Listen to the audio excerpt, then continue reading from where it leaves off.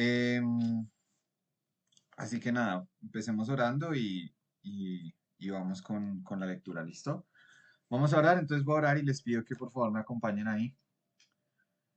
Señor, te damos gracias, Padre amado, por este día, Señor, por este momento. Gracias, Señor. Te pido que hoy nos ayudes a ser conscientes de tu presencia, Espíritu Santo, que tú vengas y testifiques a nuestro corazón, Señor, que te podamos conocer, aunque hables, Señor, a nuestro corazón, a nuestra situación actual, Señor. Pero sobre todo queremos de saber y conocer tu carácter, Señor.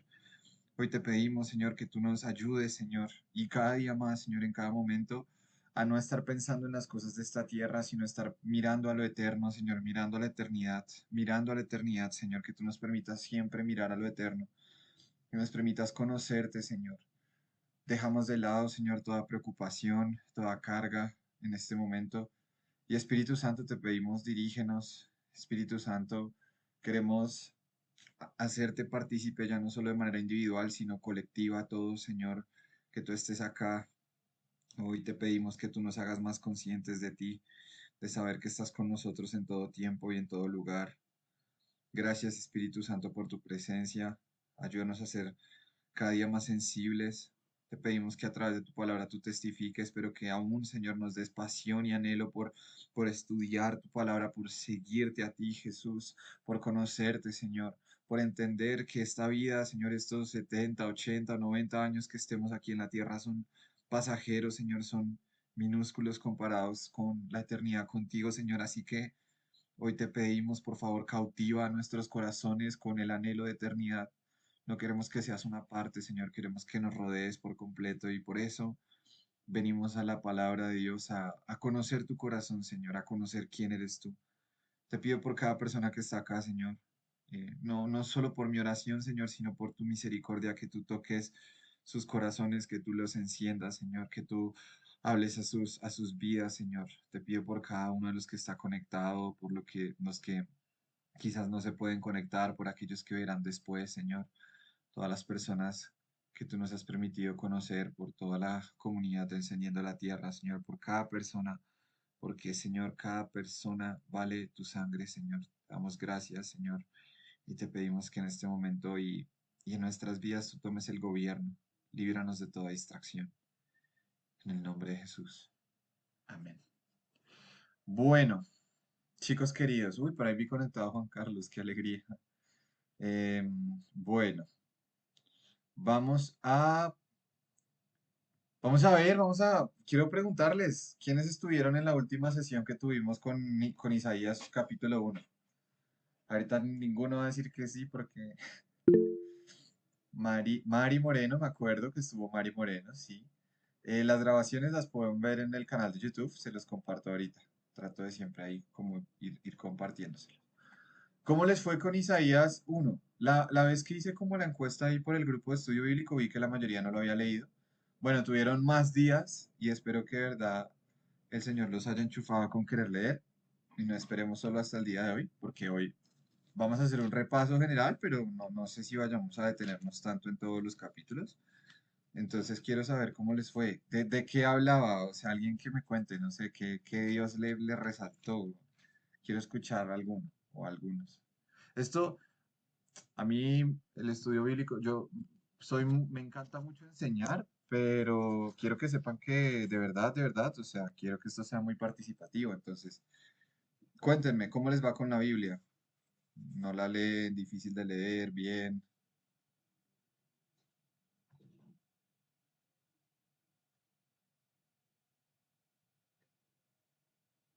Sinceramente no entendí, dice Mari. Bien, gracias, Mari. Súper, ok, listo. Mari, ok, va, se puede. Bien, aunque a veces es confusa, dice Carol, ok. Si quieren escriban, pero si abren micrófonos, por mí mejor. No sé si es que somos un grupo tan grande de personas que les da cosita. Por primera vez encontré a Jesús, dice Jesse. Espectacular. Me encanta. ¿Quién más? ¿Cómo les fue? ¿Quién no leyó? Todo bien, o sea, miren, me acuerdo que antes de yo conocer al Espíritu Santo y ser lleno del Espíritu Santo, uy, para mí leer la Biblia era tan aburrido. sea, se los confieso, la tenía ahí todo el tiempo en la mesa de noche y sabía que se supone que tenía que leerla, pero yo no conectaba, no entendía, no me apasionaba para nada. De hecho, sí me acercaba a leerla, era más como para hacérmelas de que me sabía lo que ahí decía, que realmente para conocer al Señor. Y cuando ya empecé como a decir, no, un momento, yo en serio quiero, bueno, el Señor vino a mi vida y se despertó como esta pasión por de verdad saber cómo es Él. Ahí empecé a leer la Biblia con una óptica distinta, no tanto como resolviendo cuestiones del día a día, que de paso igual Dios también lo hace, sino sobre todo en serio para como conocer cómo es Dios. Pero bueno, quiero seguirlos escuchando. Es que yo hablo un montón porque usted no me habla. Comenzó potente, Isaías, dice Dani. Muy bien, súper. Me encanta, me encanta.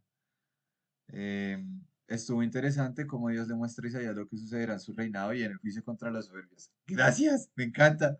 Es súper espectacular. Espero que quienes hayan, perdón, me rasco el ojo, quienes hayan estado en Apocalipsis empiecen a darse cuenta cómo toda la Biblia apunta al reino de Cristo.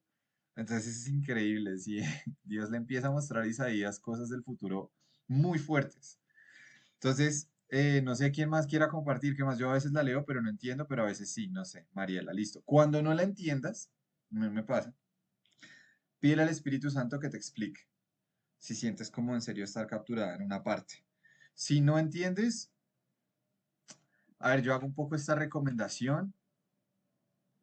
Es un método que yo sé, quien quiera, apéguese a esto. Si no entiendes, sigue leyendo hasta que haya algo que te resalte un montón. Porque está bien, o sea, de hecho, yo estoy seguro de que hay muchas cosas que en este estudio bíblico, yo ya me leí Isaías, pero estoy seguro de que esta vez voy a entender más cosas, voy a conocer más cosas del corazón de Dios que antes me eran ocultas. Porque eso es lo hermoso de la Biblia, tú te la puedes leer completa, pero luego vuelves a leer y descubres cosas que antes no habías visto. Yo una vez me la leí completa, pero en serio, o sea, en la medida en la que uno profundiza se da cuenta de que esta palabra es eterna y es demasiado rica en contenido y no solo en contenido, sino en revelación. Dios puede mostrar un montón de cosas. Bueno, hoy sí estamos conectados desde el computador, entonces les voy a compartir pantalla para que leamos, pero no sé quién más leyó, quién más quiere compartir algo, un testimonio, no, Dani, Dios me habló con esto, entendí esto, conocí que el corazón de Dios es, no sé, algo. Están bien callados, o si no, algunos por ahí a veces me lo escriben, es por el WhatsApp.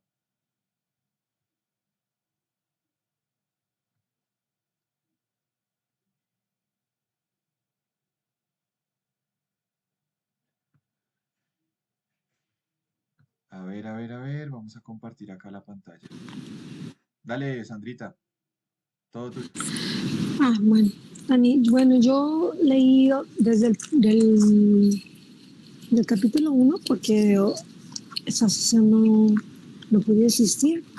So, más o menos volví a leer el 1 hasta el 4 y, y sí, es verdad que unas cosas no le seguí todo lo que pensé que iba a entender, pero sí que es verdad que hubo unas cosas que me llegaron al corazón y me enfoqué en eso, o sea, en vez de quedarme en lo que no entendía, me quedé en lo que Dios me estaba, lo que yo sí recibí, pues, de que dije, esto sí, lo sentí en mi corazón, no sé cómo decirlo, pues, era como algo para mí. Y, y algo que me pasó es que durante los 2 y 3, en el capítulo 2 y 4, había porciones en las que pude relacionarlo con Apocalipsis y me fue tan claro de lo que estaba hablando que dije, pero si esto Dani ya no lo enseñó. Entonces para mí fue como que, wow, hice la conexión y me encantó poder entenderlo y decir, wow, esto está acá y el Apocalipsis hasta el final, pero esto está aquí ya, cuando habla de que, o sea, todas las profecías, pero o sea, en realidad es Apocalipsis, es como si lo estuviéramos leyendo otra vez. Entonces para mí fue tremendo, de verdad, tremendo. Le di gracias al Espíritu Santo que me recordó lo que aprendí en Apocalipsis y lo pude, bueno, él lo relacionó para que yo lo entendiera mejor. Es lo Espectacular. que creo. Espectacular, me encanta. Increíble. Sandrita, gracias. Uy, se puso con música. Alabanza automática, perdón. Gracias, Sandrita. No, sí, espectacular. O sea, yo también cuando lo estaba leyendo dije, los chicos que hayan estado en Apocalipsis van a captar un montón todas estas cosas. Pero eso es lo que me gusta un montón. Yo con mi novia estoy aprendiendo a ir un poco más profundo en las cosas de espacio. Ella, como que Dios le habla de una manera diferente. Ella es de quedarse en una parte y profundizar demasiado en eso. Y es increíble. Dios me ha mostrado mucho acerca de eso. Yo, y no sé quién sea de mi equipo en este sentido, entre comillas, a mí me encanta encontrar conexiones en la Biblia en unas partes y otras. O sea, como de leer por allá Salmos y decir, "Ah, no puede ser, esto lo leí en Isaías". O sea, como cositas así, me parece súper increíble. Yo soy un poco más así, más de dar saltos en la Biblia, pero conectar todo el mensaje. Entonces, entiendo mucho lo que dijo Sandrita y espero que a más les haya pasado. Entonces sí, pues no sé si les parece que eh, no sé muy bien qué hacer, si leer los siguientes capítulos nosotros o repasar o sea, los que ustedes leen. No sé a ustedes qué les parece mejor, chicos. O sea, tipo, leemos el 2, el 3 y el 4 o leemos el 5 y el 6. Que, no sé, que conectan de pronto un poco más. Estoy todavía descubriendo qué sea mejor. Si dejarles unos capítulos a ustedes y luego leer nosotros otros o repasar. Veo la mayoría que quiere volver a estudiar el 2 el 3 y el 4. Entonces, hagámoslo así. Nos demoramos un poco más, pero bueno, tenemos toda la vida para leer las escrituras, entonces súper bien. Listo, entonces lo tenemos acá. Yo tengo una Biblia de las Américas, pero yo creo que me voy a ir un poco con la nueva traducción viviente, que es la que siempre usamos para nuestros estudios y la que tengo aquí en el Meet. Entonces, nada, hagámosle. Espérense a ver si puedo. No, esto me está acá, es cómo poner pantalla completa. Era F11, pero bueno. Hagámosle entonces. El reinado futuro del Señor. Uf, no sé cómo hacer para que me encantaría poder controlar la pantalla desde el Meet, pero no se puede. A ver, desplazar y ampliar tu presentación en Meet. Ah, sí se puede. ¡Ah, sí se puede! Chicos, acabo de descubrir algo increíble. Ya. Oh my God, esto va a mejorar un montón las grabaciones. Bueno. Listo. Qué chistoso que esto haya quedado grabado, pero bueno. Entonces empecemos. ¿Quién quiere leer el versículo 1? Yo creo que al 3. Vamos al 3. ¿Alguno le gustaría leer estos tres primeros versículos? Dale, Cinti. Ok, entonces es Isaías 2, ¿verdad? Ajá, versículo 1 al 3. Ok. Dice, Reinado universal de Jehová. Lo que vio Isaías, hijo de Amós, acerca de Judá y de Jerusalén, acontecerá en lo postrero de los tiempos, que será confirmado en el monte de la casa de Jehová como cabeza de los montes, y será exaltado sobre los collados, y correrán a él todas las naciones. Y vendrán muchos pueblos y dirán, venid y subamos al monte de Jehová, a la casa del Dios de Jacob, y nos enseñará sus caminos, y caminaremos por sendas, porque de Sión saldrá la ley, y de Jerusalén la palabra de Jehová. ¿Hasta ahí? Buenísimo. Sí, espectacular. Entonces, aquí ustedes tienen clarísimamente la profecía definitiva, o sea, vamos en Isaías 2 y ya el Señor le muestra a Isaías el final de los tiempos. O sea, miren cómo toda la Biblia desde el principio está apuntando al cumplimiento de esas profecías. Por eso es que estudiar Apocalipsis y es entender el final de los tiempos no es como muchos ahorita dicen, es que la moda maranata, sí, que Cristo vuelve y todo eso está de moda. No, es que la Biblia habla muchísimo acerca de eso. Creo que no me acuerdo si yo ya se los dije en algún estudio bíblico, yo imagino que sí, que estadísticamente hablando, creo que la Biblia habla 8 veces más de la segunda venida de Cristo que de la primera, si no me equivoco.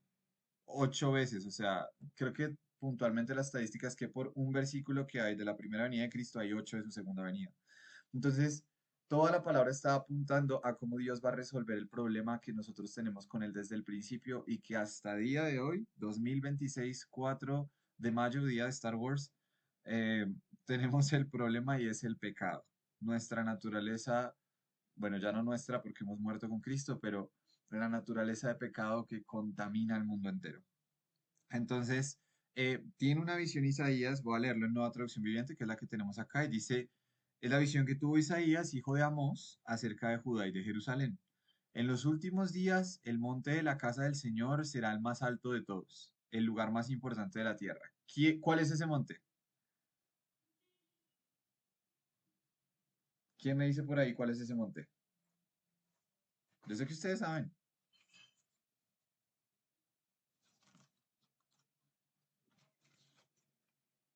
Es una hermosa ciudad que queda en un monte. ¿Quién sabe? A ver, los leo. No, no han escrito nada. ¿Ni idea? ¿No se acuerdan? Mami, estoy en clase.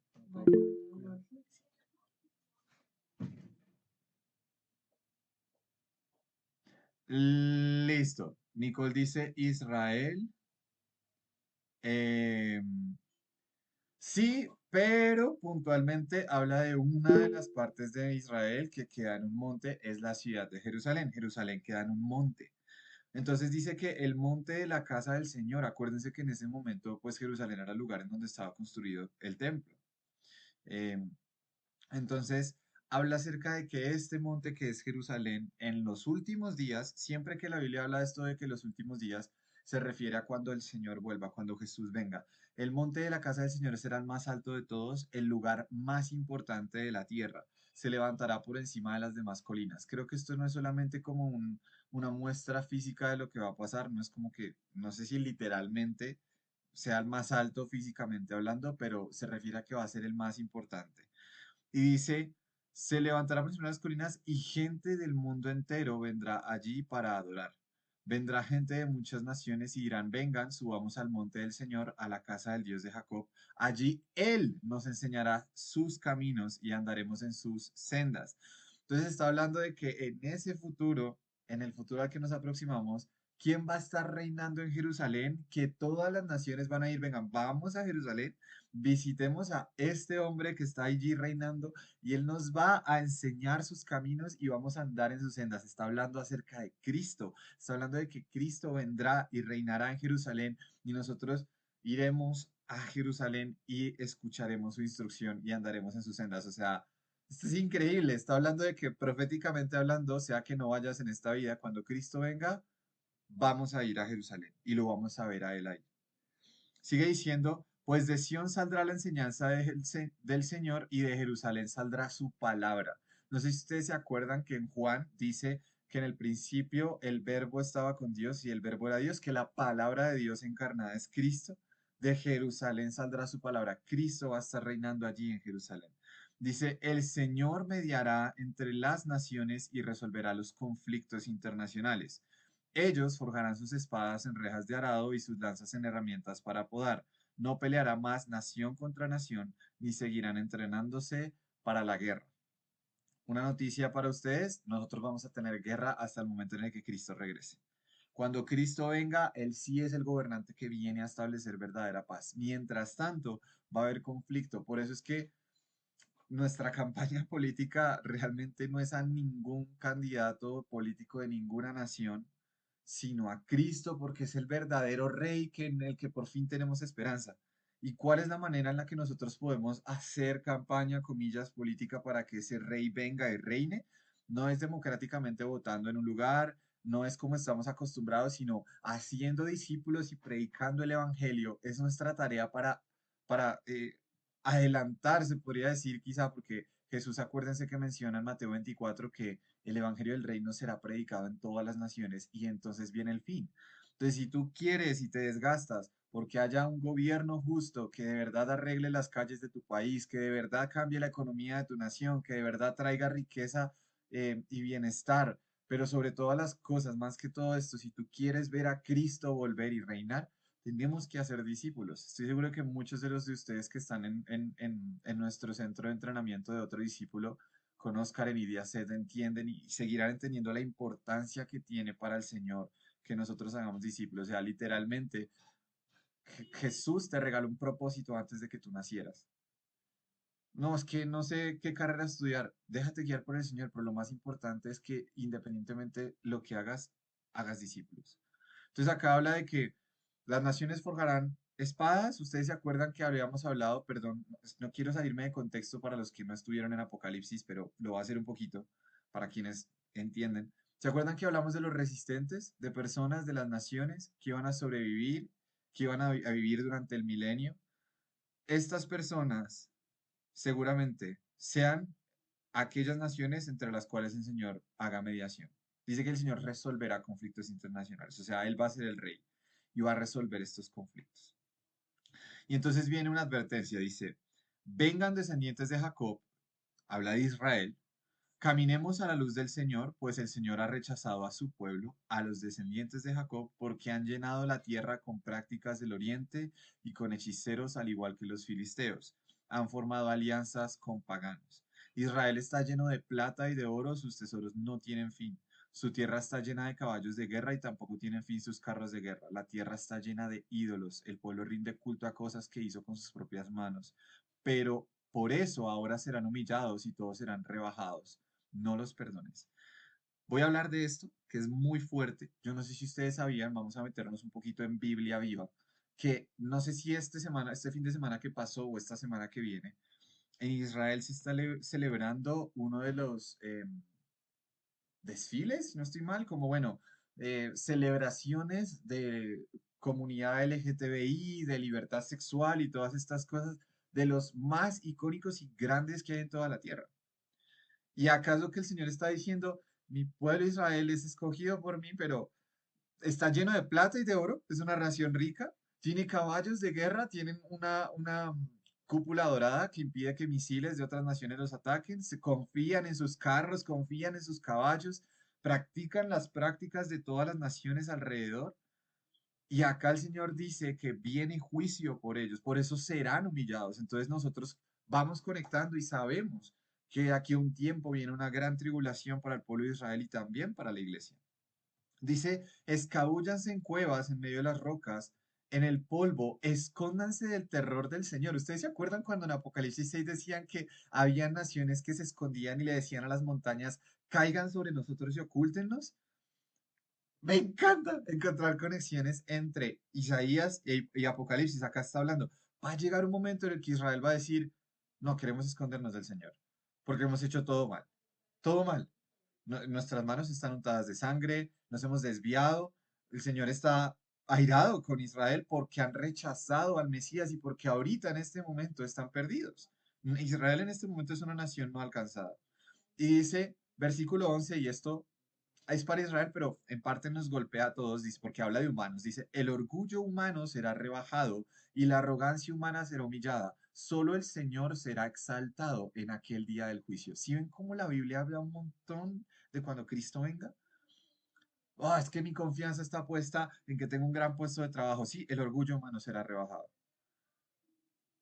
Hubo una enseñanza que nos dieron en un congreso que hacen acá en Colombia, el Ministerio de Basileia, que se llama Reino, en el que Andy, que es el ponente, que yo siempre le mando saludos desde acá y no sé si alguna vez verá que grabó Apocalipsis, me ha inspirado mucho en sus enseñanzas, lo admiro un montón. Me acuerdo que él dijo algo que a mí me quedó mucho y es que en el día del Señor todo el orgullo humano va a ser rebajado. Y nos hizo ir una reflexión que me voló la cabeza. ¿Será que en este momento nosotros estamos gastando nuestro tiempo y nuestras vidas en cosas que en el día del juicio van a ser completamente rebajadas? ¿Qué tanto estamos trabajando o viviendo para nuestro propio orgullo? Porque lo que dice el Señor es, sí, te desgastaste 10 años en construir un nombre en una carrera profesional, entiéndanme bien, no estoy diciéndoles que no lo hagan, pero ¿esto es lo que estamos persiguiendo eso, el orgullo humano? Pues en el día del Señor eso va a ser quitado. Solo el Señor será exaltado. ¿Para quién estamos gastando nuestras vidas? ¿Para quién trabajamos? ¿Para quién vivimos? ¿Para quiénes son nuestros matrimonios? ¿Para quién son nuestros hijos? ¿Para nuestro orgullo humano? Porque si es así, mira, te lo profetizo porque está escrito. Eso va a ser completamente rebajado. ¿O acaso son nuestras vidas para el Señor y por lo tanto Él va a exaltar las cosas que nosotros hagamos en esta vida porque las hicimos para Él? Me acuerdo que Él dijo eso y a mí me voló la cabeza porque dije, y lo voy a decir así y está fuerte, ¿será que el estudio bíblico de oídos que oyen va a ser rebajado el día que el Señor vuelva o va a ser exaltado porque habló de Cristo? Y o sea, me toca el corazón y digo, Señor, líbrame de que esté sembrando incluso cosas cristianas que en el día en el que tú vuelvas vayan a ser quitadas. Y por eso quiero que este estudio bíblico lo que haga es llevarlos a ustedes a Cristo. No a mí, no a ningún maestro. Todo lo que nosotros hacemos en otro discípulo es para llevarlos a Cristo, a Cristo. Y ustedes lo tomen para ustedes y, o sea, vean a Cristo con esto, porque no gano nada con que me miren a mí. Yo necesito es que el Señor a mí me mire, no, ningún ser humano. Entonces, todo el orgullo humano será rebajado y lo único que será exaltado es el Señor. Pues el Señor de los ejércitos celestiales, versículo 12, tiene asignado un día de juicio. Él castigará al orgulloso y al poderoso y derribará todo lo que esté enaltecido, todo lo que esté enaltecido. Cortará los altos cedros del Líbano y todos los poderosos robles de Basán. Esas son lugares que quedan al norte de Israel. Aplanará las montañas y todas las colinas elevadas, derribará cada torre alta y cada muro fortificado. Yo no sé si ustedes han escuchado una canción de Elevation Worship que dice, que se llama Lion, que dice como Hail, Hail, Lion of Judah, o bueno, hoy se oye rugiendo al león de Judá, que dice como, o monte se ha alzado, o valle, perdón, o monte, o valle se ha alzado, monte derribado. Hay una enseñanza muy tremenda, una prédica que yo me vi hace tiempo de Samuel Nielsen, en el que él hablaba acerca de este versículo que leeremos en Isaías, donde dice que Juan era aquel que le preparaba el camino al Señor. Dice que parte del mensaje que Juan hablaba era monte, baja, y valle, álzate. Es decir, esto no se refiere necesariamente a algo físico, se refiere a que todo monte, ustedes aquí ya se dan cuenta, está hablando de el orgulloso va a ser humillado y aquel que es humilde va a ser exaltado. Entonces todo el valle es levantado y todo monte va a ser disminuido, va a ser bajado. Entonces habla acerca de nuestra posición como seres humanos. Dice, derribará cada torre alta y cada muro fortificado, destruirá todos los grandes barcos mercantes y todas las naves magníficas. Por acá, quienes se acuerden de la Gran Babilonia van a ir conectando. El orgullo humano será humillado y la arrogancia humana será rebajada. Solo el Señor será enaltecido en aquel día del juicio, vuelve a repetir. Hacer otra vez énfasis en eso. Ojo, no habrá nada que sea exaltado en el día del Señor, sino solamente Él. Los cielos desaparecerán por completo cuando el Señor se levante para sacudir la tierra, cuando Cristo vuelva. Sus enemigos se escabullirán en hoyos en el suelo, en las cuevas y en las rocas se esconderán del terror del Señor y de la gloria de su majestad. Por eso no es raro cuando Juan luego va en Apocalipsis y dice, veo a todas las naciones diciendo, montañas ocúltennos. Sí, eso Isaías también lo estaba profetizando desde antes. En aquel día de juicio abandonarán los ídolos de oro y de plata que se hicieron para rendirles culto. Abandonarán sus dioses y los dejarán a los roedores y a los murciélagos, mientras ellos se escabullen en cuevas y se esconden en acantilados entre peñascos.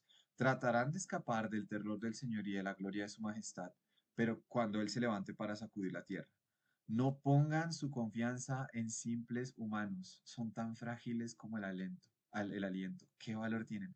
Me encanta esta conclusión, es brutal, hermanos, es demasiado fuerte, porque viene acá diciendo, o sea, nadie se va a poder ocultar del Señor, todos vamos a tener que estar frente a Él, y el orgullo humano va a ser bajado, y es como, de verdad, el Señor enfatizando, no pongan sus esperanzas en simples humanos que nos incluyen a nosotros como seres humanos, pero incluye también a otros.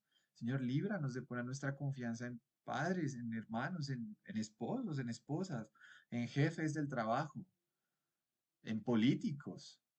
Líbranos, Señor. O sea, no podemos poner nuestra confianza en meros seres humanos. Todo eso va a ser derribado, va a ser derribado. Em, Vamos a pasar a, perdón, a esta parte del juicio contra Judá y verán que sigue conectado. Yo les dije que, es que leyeran y miren, acá me ven leyendo solo. Sí, sigo, no sé si alguno quiere de pronto, yo me enchufo y ahí sigo leyendo, pero espero que me estén siguiendo en sus Biblias. ¿Algún comentario hasta ahora? ¿Algo que quieran charlar de este capítulo 2?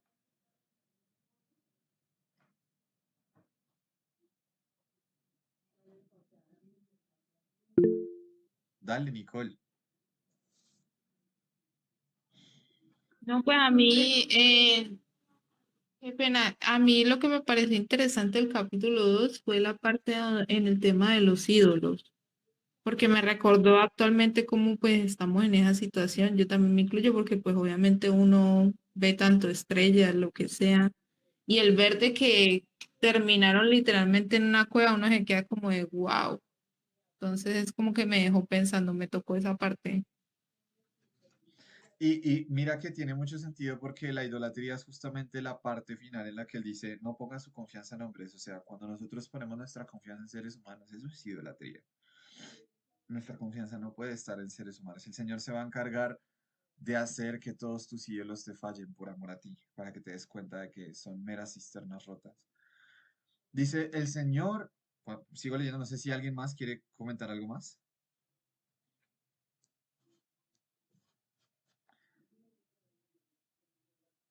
El poderío de Cristo, ¿no, David? Porque aquí hace mucho énfasis en la altivez de los hombres, de los ojos de los hombres, de los ojos del hombre Ujú. será abatida y la soberbia de los hombres será humillada. Y Jehová, dice, solo será exaltado en aquel día. O sea, él al final, esto nos debe de poner en perspectiva, me imagino, especialmente, no sé si ustedes vieron en televisión la visita del rey Charles aquí a Estados Unidos Ujú. y me llamaba la atención cómo la gente, pues por la autoridad que él representa y todo, pero no pude evitarlos como si el Espíritu Santo me estuviera diciendo es que este rey es humano y todo el mundo lo venera y lo trata de una manera tan especial, pero o sea, esto no se compara para el verdadero rey que merece la honra. Estos reyes no son nada delante de él y al final él será el único exaltado, es el único verdadero rey. Entonces, creo que no comprendemos la magnitud de su magnificencia, ¿verdad? De entender cuán grande es la honra que él merece, o sea, porque él es el único que va a ser exaltado. Y aunque Pablo dice que debemos respetar las autoridades, ¿verdad? Pero no se compara, porque al único que tenemos que venerar es a Dios y no poner, como dices tú, nuestra confianza en un político. A veces hacemos ídolos de nuestros propios esposos, de nuestras propias familias, un amigo, una amiga, de un predicador, de un pastor. O sea, es tan peligroso a veces caer en eso, ¿no? Y lo que digan ellos es como, wow, así es, ¿no? O sea, así debe ser solo con Dios. Él es el que nos debe de decir y a que debemos obedecer absolutamente, ¿no? Entonces, solamente un comentario. Bueno, Gracias, Sandrita. A mí, chicos, sinceramente me sirve un poco, no sé si a ustedes les puedo abrir mi corazón. Creo que me sirve un poco pensar en mi nacimiento. Cuando yo pienso realmente dónde estaban las personas que ahorita quizás tienen más la posibilidad de alguna forma llevarse mi confianza, mi esperanza, se podría decir. Pienso, bueno, y cuando yo estaba siendo formado en el vientre de mi madre, ¿quién estaba ahí conmigo? El único que estaba desde el principio y va a estar hasta el final es el Señor. Y lo que dice Sandrita es muy cierto. Nosotros tendemos a poner nuestra esperanza en hasta nuestros propios esfuerzos, pero díganme, incluso ustedes cuando eran bebés, ¿quién les daba el aire para respirar? Bueno, ahorita todavía lo hace él, pero quizás ahora somos menos conscientes. En ese momento, un bebé tan frágil, tan pequeño, claro, sus padres lo cuidan, pero es como el Señor es el que siempre, desde el principio, permitió que nosotros estemos y hasta el final va a estar. Entonces, Él es quien debe realmente tener toda nuestra confianza y nuestra adoración. Mm, Así que nada, me encanta mucho que podamos profundizar en esto y que podamos pedirle también perdón al Señor si hemos puesto nuestra confianza en otra cosa y que nos recuerde que solamente Él es quien tiene nuestra vida en sus manos, nuestra esperanza es Él. Él es quien tiene contado cada día, Él es quien establece incluso a esos reyes que el mundo considera importantes y cuando Él quiere son quitados. Y así con cada ser humano y frecuentemente me lo tengo que recordar, hey, está bien honrar. De hecho, esa palabra que dijo Sandrita de respetar a las autoridades, Pablo dice como honren a las autoridades. Yo no sé si ustedes saben qué significa honra, pero honra significa dar el respectivo valor. Entonces, cuando la Biblia nos dice que honremos a nuestros padres, es que pesemos, viene de pesar, de calcular el peso que tienen los papás. Entonces, honra a tu padre es, entiende el peso que tienen los padres en tu vida. Son importantes. Pero cuando dice honra a Dios, entiende el peso que tiene el Señor. Entonces, cuando como contrastamos, claro, honro a mis autoridades, entiendo el peso, pero luego viro, honra al Señor, o sea, no es comparable ese nivel de peso y de importancia. Entonces, sigamos leyendo, que sé que el Señor nos va a seguir acá revelando más de su corazón. Dice, versículo 1, capítulo 3. El Señor, el Señor de los ejércitos celestiales les quitará a Jerusalén y a Judá todo aquello en lo que confían, hasta el último pedazo de pan y la última gota de agua. Claro, nosotros hemos hablado de que la gran tribulación es la ira del anticristo, pero a nosotros no se nos puede olvidar quién sigue siendo el rey detrás de todo. Y si nosotros no tenemos un entendimiento, un corazón correcto respecto al plan de Dios, vamos a decir, pero qué cruel, ¿cómo el Señor le va a quitar todo eso a su pueblo? Si no entendemos que lo que Dios está buscando es justamente todo lo que viene construyéndose en el capítulo anterior. En el anterior dice, Israel pone sus confianza en los seres humanos, pues el Señor le va a quitar a Israel todo lo otro en lo que él ponga la confianza. Todos esos ídolos le van a fallar. Ese anticristo que va a subir y va a hacer un tratado de paz y ellos lo van a celebrar, sí, pues los va a traicionar. Y el Señor va a mostrar que solamente Él es quien es la fuente de verdadero pan y verdadera agua. El Señor se va a encargar de que todo aquello en lo que Israel confíe sea quitado. Yo no sé si ustedes han experimentado eso en sus vidas personales, les puedo decir que yo sí.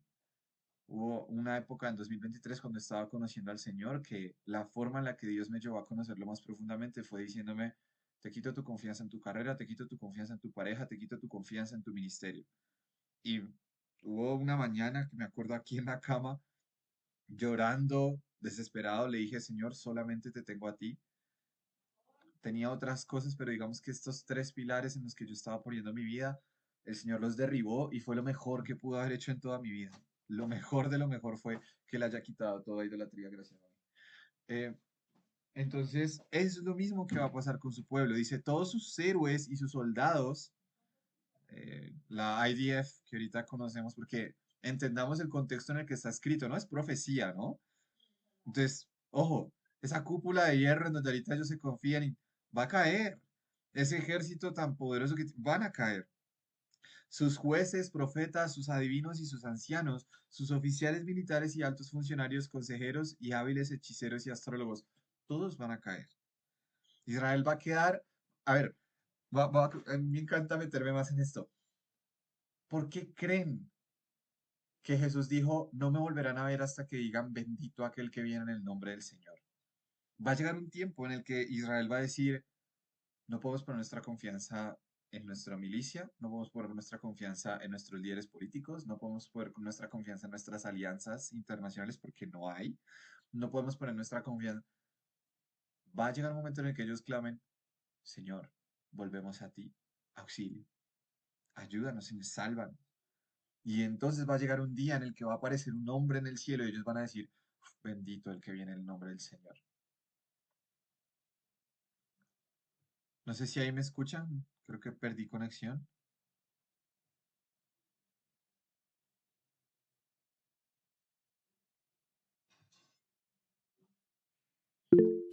Ya te Ya, oído.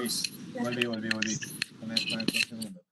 Listo, entonces, el Señor va a encargar, que en esto, no sé si me alcanzaron a escuchar, que por eso Israel va a decir bendito aquel que viene en el nombre del Señor, porque no van a tener en qué más confiar. Dice, haré que sus líderes sean muchachos y que niños pequeños sean sus gobernantes. Se oprimirán unos a otros, hombre contra hombre y vecino contra vecino. ¿Me escuchan bien? No sé si me perdieron. Magdalena, ¿me escuchan ahí o Se corta, se corta? Ay, rayos, tengo... se pega, se corta. Sí, sí, sí, perdón. Esperen, esperen. Voy a mirar qué puedo hacer para ayudar. Un momento. Se pega y se corta. Ahora estamos bien, parece. Creo, no sé. Un momento, ahí. ¿Cómo vamos? Espérense, desconecto todos los dispositivos adicionales. Ya no se oye. ¿Hola? Se oye, se oye. Ahora sí, ya. Bien. Perdón, ya desconecté los otros dispositivos. Ay, no sé qué pasa ahí con el internet. Señora, Nos ayúdame. perdimos buen trozo. Bueno, les estaba contando que Israel va a decir bendito aquel que viene en el nombre del Señor por eso. No sé si alcanzaron a escuchar esa parte. Bien, estaba como haciendo eco a eso. Esa Dice, parte. gracias Dani, los jóvenes insultarán a sus mayores y la gente vulgar mirará con desdén a la gente honorable. En esos días un hombre le dirá a su hermano, como tú tienes abrigo, sé nuestro líder, hazte cargo de este montón de ruina. ¡Qué fuerte! Miren cómo acá Isaías nos hace como un zoom a la gran tribulación. Pero él responderá, no, no puedo ayudarlos, no tengo comida ni ropa que me sobre, no, no me pongan al mando. Pues Jerusalén tropezará y Judá caerá, porque hablan contra el Señor y se niegan a obedecerlo, lo provocan descaradamente. Voy a decir algo, aquí en esta parte en la que ellos tratan de hablar con sus propios personas de su propia nación, diciéndole, mira, si tú tienes abrigo, si tienes comida, sé nuestro líder, adivinen, adivinen, bueno, no adivinen, porque ya está escrito, ¿quiénes sí van a tener abrigo y comida para recibirlos? Según Mateo 25. Los cristianos, La iglesia. La la iglesia. iglesia, sí, exacto, los cristianos, la iglesia, Sandrita lo dijo, va a haber nosotros seguramente podamos tener abrigo y comida para decirles, vengan. Y entonces, ¿qué es lo que va a suceder? ¿Qué es lo que Pablo habla en Romanos 11? Que ellos van a decir, un momento, durante todas las épocas de la historia, a nosotros Dios nos mostró el favor suyo. ¿Cómo es que ahora estas personas que son gentiles tienen el favor de Dios y no nosotros? Y ahí nosotros les vamos a decir, porque nosotros entendimos que hay un hombre que ustedes rechazaron, pero ese hombre todavía quiere conquistar sus corazones. Se llama Cristo. Y entonces va a haber una gran cosecha de almas en Israel. Va a haber una gran cosecha de almas de judíos. Y por eso es que Pablo dice en Romanos 11 que al fin, cuando llegue el final, todo Israel será salvo, porque aquellos que queden van a reconocer a Cristo, porque la iglesia los va a recibir, los va a abrigar y les va a dar de comer. Yo no sé, esto lo hablan mucho en base y se los voy a compartir. Muchos de la academia van a ir a Egipto, creo, en estos días.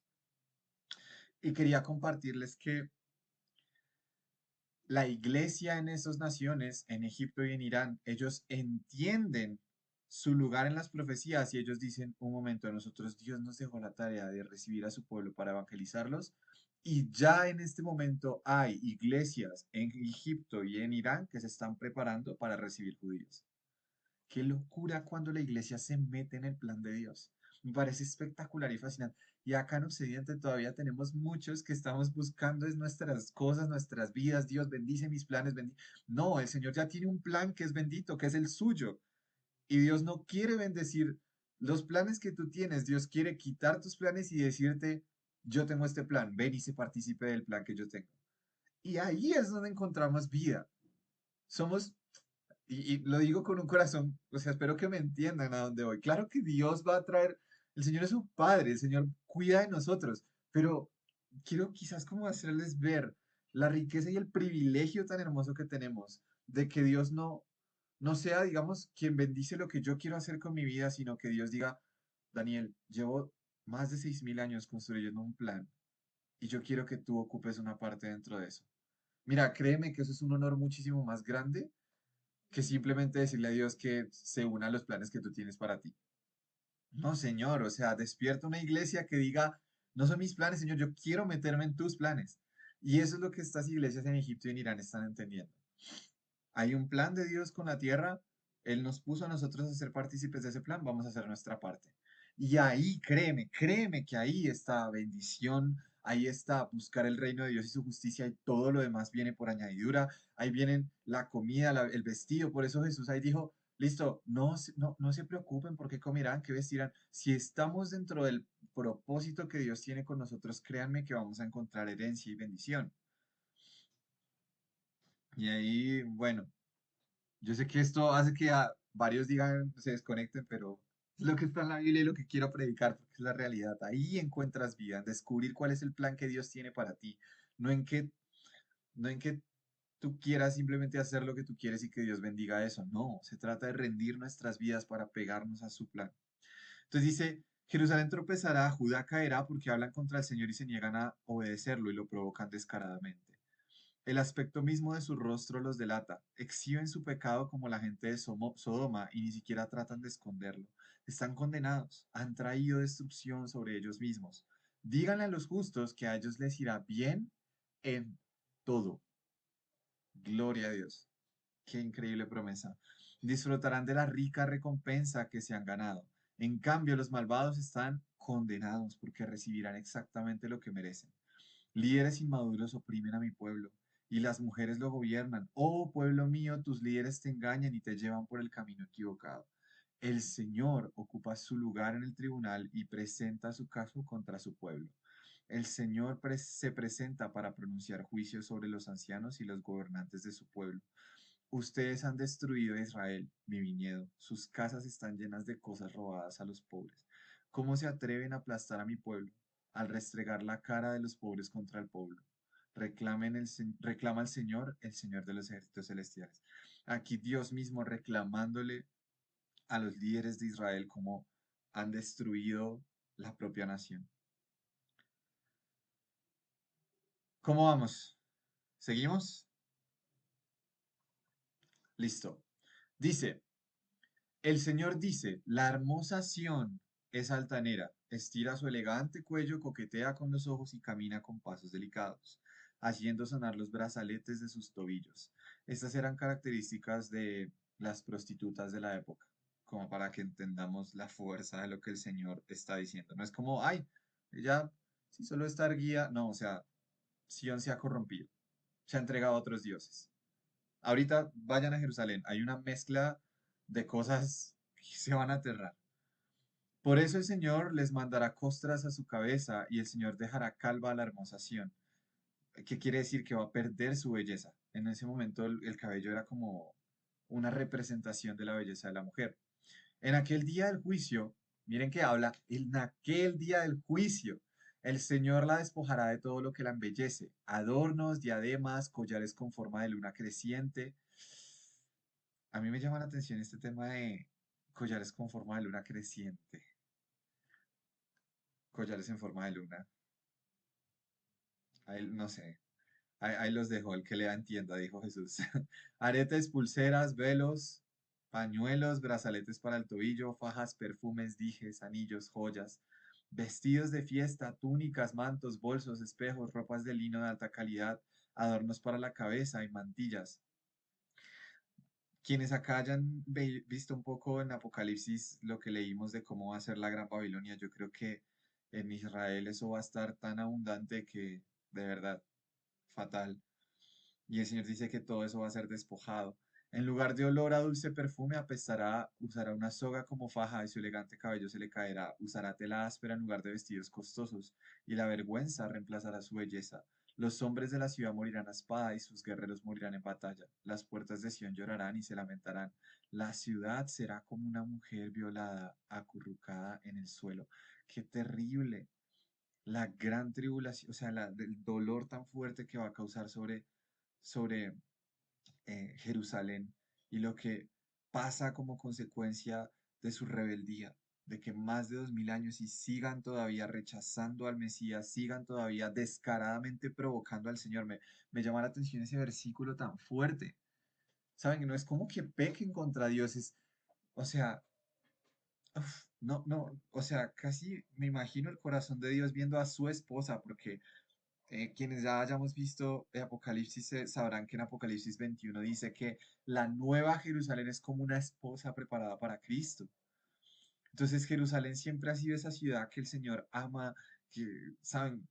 La ve como su esposa y ve al pueblo que está en esa nación provocándola, casi como, no sé, como si tú tuvieras tu esposa y fuera y te estuviera provocando al estar acostándose con otros hombres, porque acuérdense que Dios siempre compara la idolatría con el adulterio.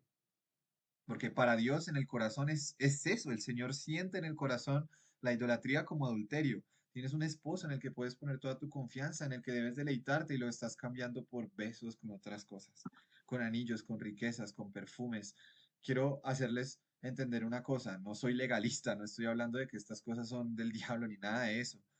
Es una forma bíblica de decir que estamos persiguiendo la riqueza, los lujos, o estamos persiguiendo el corazón del Señor.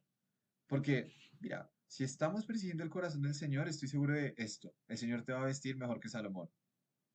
Porque dice que viste a los lirios mejor que Salomón. Pero el punto es que nuestro corazón sea de Él, no sea de esas cosas pasajeras y que se acaban. Entonces, vamos a seguir acá leyendo. Miren, todas estas profecías tremendas y fuertes de lo que va a pasar en Israel. En aquel día quedarán tan pocos hombres que siete mujeres pelearán por uno solo y le dirán, deja que todos nos casemos contigo, nos ocuparemos de nuestra propia comida y ropa, solo déjanos tomar tu apellido para que no se burlen de nosotras diciendo que somos solteranos. Qué fuerte, o sea, no va a haber hombres, van a morir en batalla. Esta parte de nos ocuparemos de nuestra propia comida y ropa habla un poco acerca de esa desprotección tan fuerte. Yo lo veo así, familias de mujeres que van a quedar sin sus esposos. O sea, es un contexto terrible. Y también para poner un poco la aplicación a nosotros, ¿cómo tiene que ser el corazón pastoral de la iglesia para recibir a estas personas? Y estoy seguro de que con ese corazón quebrantado, cuando les hablemos acerca de Cristo y mostremos a Cristo, no solamente con milagros y señales que también, sino con el corazón de Cristo hacia Israel, muchas personas, muchas mujeres, muchos hombres, muchos niños van a reconocerlo a Él como Señor. Pero miren cómo sigue esto. Miren esto. Pero en aquel día, otra vez, acuérdense siempre que la Biblia habla de aquel día, el retoño del Señor, el Hijo del Señor, el retoño, el pequeño del Señor, el Hijo de Dios, será hermoso y glorioso. El fruto de la tierra será el orgullo y la gloria de todos los sobrevivientes de Israel. Aquí ya está hablando, va a haber un remanente. Siempre la Biblia habla de un remanente. Israel todo, o sea, se ganó juicio. Hoy mucha gente dice, uy, Israel es terrible, hermano. Llevan años siendo terribles.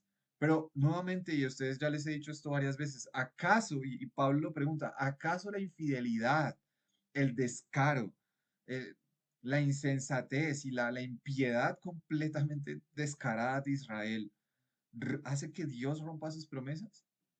No, tenemos un Señor fiel. Yo no sé si ustedes ya han leído esa parte en la que Elías dice, Señor, ya todos los profetas son de Baal, solamente quedo yo. Ya no hay nadie que te siga, ya no hay nadie que te obedezca. Que el ángel del Señor le dice, Elías, todavía hay 6.000, creo que son 6.000 o 3.000, no me acuerdo puntualmente, que aún no se han inclinado sobre Baal. Es un remanente que yo tengo. Entonces Dios siempre, siempre, desde hace mucho tiempo, Israel se gana juicio, pero él siempre guarda un remanente. Hay un remanente. Hay, hay un remanente de personas que todavía escuchan al Señor. Hay un remanente de judíos que van a llegar. Dice, el fruto de la tierra será el orgullo y la gloria de todos los sobrevivientes de Israel de ese remanente. Los que queden en Sión serán un pueblo santo y los que sobrevivan a la destrucción de Jerusalén y estén registrados entre los vivientes. El libro de la vida. El Señor lavará la inmundicia de la hermosa Sión y limpiará a Jerusalén de sus manchas de sangre con el aliento abrasador de su ardiente juicio. Me encanta conectar cosas. ¿Ustedes se acuerdan en Tesalonicenses cuando veíamos que dice que el Señor destruirá al anticristo con el soplo de su boca y con el esplendor de su venida? Eso le dice segunda de Tesalonicenses, creo que es segunda de Tesalonicenses. Acá como Isaías usa los mismos términos, con ese mismo soplo, con ese aliento que viene de su boca, con el aliento abrasador de su ardiente juicio, el Señor va a purificar. Ustedes acuérdense, y me estoy acordando de esto, que cuando Dios nos creó, nosotros éramos simples animales hasta que llegó un momento en el que Dios hizo y sopló sobre nosotros espíritu, vida. Ese mismo soplo que trae vida para aquellos que reconocen a Cristo, es un soplo que trae juicio para aquellos que se pierden. Entonces, dice el versículo 5, el Señor proveerá sombra para el monte Sión y para todos los que se reúnan allí. Les dará una cubierta de nubes durante el día y por la noche humo y ardiente fuego que cubrirá la tierra gloriosa. ¿Saben a qué habla de esto? No sé quiénes se hayan leído ya Éxodo. El Espíritu Santo, como guiaba al pueblo de Israel afuera cuando salían al desierto, él era una columna de nube de día y una columna de fuego de noche. Habla de que vamos a estar completamente protegidos. El monte de Sión y toda la tierra va a estar completamente protegida con la presencia del Espíritu Santo, otra vez como esa columna de fuego, como esa nube. Qué hermoso va a ser para un judío de esa época decir eso que nuestros antepasados vieron y cayeron. Muchos fueron reprobados en el desierto, ese mismo espíritu. Hoy otra vez tenemos esa columna de nube. O sea, yo no sé si a ustedes les pasa como a mí que leen esas historias y dicen como, ¡oh, qué tremendo ahora debió haber sido estar en ese momento y ver esa columna de fuego! Hermanos, va a llegar un día en que la volvamos a ver. El Espíritu Santo será un refugio del calor del día y un albergue contra las tormentas y la lluvia.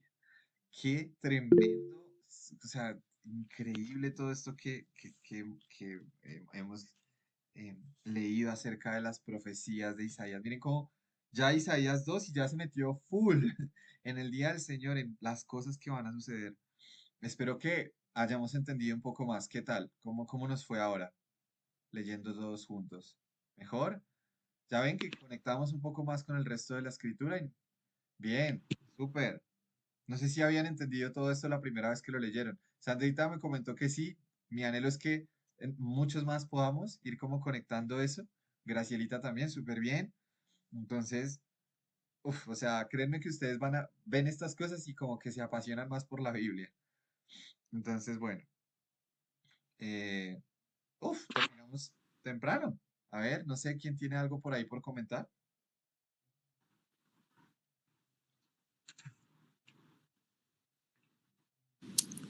Dani, ¿en qué tiempo se ubica este profeta? ¿En qué momento estaba el pueblo de Israel, más o menos para ubicarme en el tiempo histórico? No sabemos. Me corchas, o sea, yo sé que tengo la respuesta en mis archivos, pero no la tengo 100% en la memoria. Lo que te puedo responder es lo que dice el propio libro, pero ya respondemos. Yo tengo de dónde sacar el dato. En Isaías 1:1 dice que en los días de Usías, Jotam, Acaz y Ezequías, reyes de Judá. El reinado de Usías, de hecho podemos de una vez consultarlo.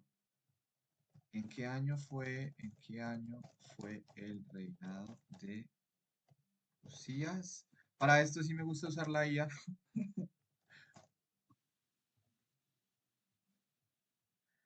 La segunda mitad del siglo octavo antes de Cristo. O sea, estamos hablando de más o menos unos 790 años antes de que Cristo viniera, aproximadamente. Del año 791 como hasta el 715. Acuérdense que antes de Cristo vienen descendiendo, entonces son como unas. Ah, bueno, puntualmente son 700, como unos 800 años antes de que Cristo viniera. Dale, bueno, gracias, Dani. Más o menos Oh, por esa época. Creo sí. que por esa misma época se escriben pues unas secciones del libro de Reyes y de Crónicas. He visto a Isaías, creo, por ahí también. Entonces, si quieren un poco más de contexto político de lo que estaba pasando, podemos leer Reyes y Crónicas y así van conociendo toda la Biblia. Dale, Marta. Es que justo estaba viendo como que yo había visto que alguien había dicho como que en ese tiempo la iglesia va a ser tomada y entonces pues ahí vendría como el anticristo y todo eso, ¿no? Y pues creo que había entendido como que Israel se iba a quedar ahí, pero después como que iba a pasar algo como para que pudieran ser salvos, pero no entiendo la parte como de que si la iglesia no estaría, entonces como, o es que no sé, no he entendido muy bien esa parte. Pues tienes una pregunta muy buena y es una de las preguntas que justamente nos lleva me lleva directamente a pensar que esa idea de que la iglesia se va antes de que venga la gran tribulación eh, no es la idea bíblica. Porque, obvio, ¿quién les va a predicar? ¿Quién va a predicarle a Israel entonces? La iglesia tiene que predicarle a Israel. Pero para responderte más profundamente, Marta, de pronto si no, porque de pronto no estabas con nosotros en los estudios bíblicos de Apocalipsis, em, por muchas razones bíblicas y muchos versículos bíblicos, nosotros creemos que la iglesia va a pasar por esa gran tribulación y que no va a haber como ese rapto secreto que muchos crecimos como pensando que era así, yo me incluyo dentro de eso, sino que la Biblia dice que va a haber un solo día del Señor en el que Cristo viene y Cristo toma a su iglesia y al pueblo de Israel. Muchos, Apocalipsis 7, si no estoy mal, en Tesalonicenses, Mateo 24, Jesús mismo dice que es después de ese tiempo. Entonces, tenemos un video muy chévere que me gustaría de pronto que lo puedas revisar en el canal de YouTube que se llama Fundamentos del Regreso de Cristo. Ahí yo explico mucho más a profundidad por qué nosotros creemos en esto. No, o sea, no quiero como acá discutir con una persona que tenga una posición como diferente, no, sí, como no es que yo diga, ay, tengo razón y tú estás equivocado. Quiero que, quiero que leamos la palabra y que dejemos que la Biblia como que nos muestre eso. Entonces, si alguno de pronto cree en eso, los invito a que vean ese video y que si ya de pronto después de verlo me dicen, Dani, hey, pero no sé, tengo una duda, esto, otro, podemos charlarlo, a mí me encanta eso. Pero, Marta, quería comentarte, de pronto ese video te puede dar un poquito más de luz, porque realmente, como tú te estás dando cuenta de leer Isaías incluso, eh, la iglesia se va después junto con Israel, porque tenemos que predicarles a Israel y a otras personas y otras naciones hasta que el Señor vuelva. ¿Listo?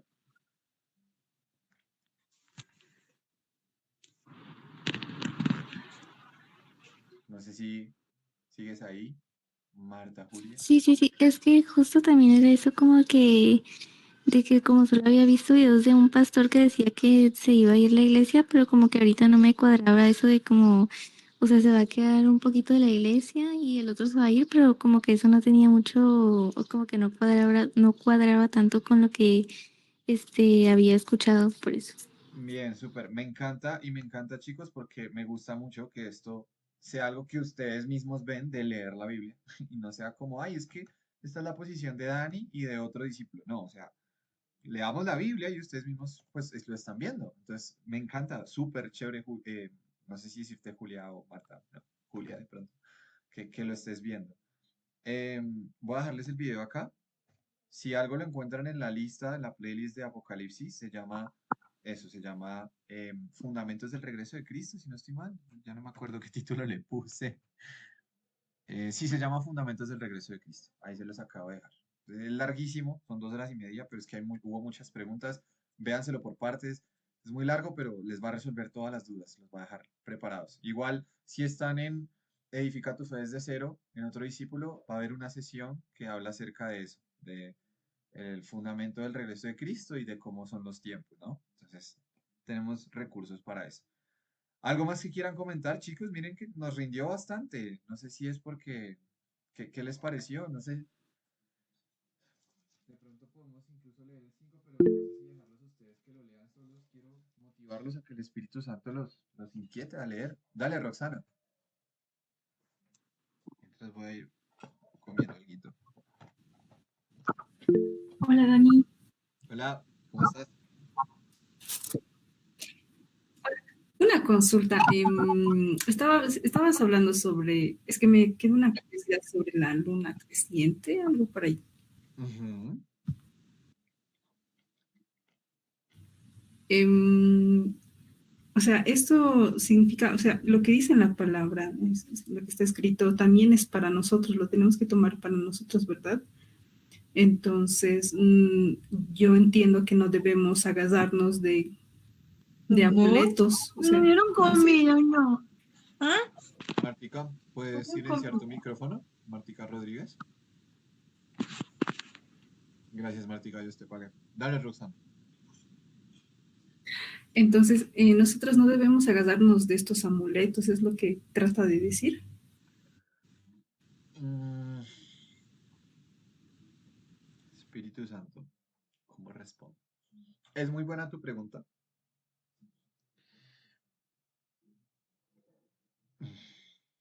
Yo en esto, señor, ¿qué hago?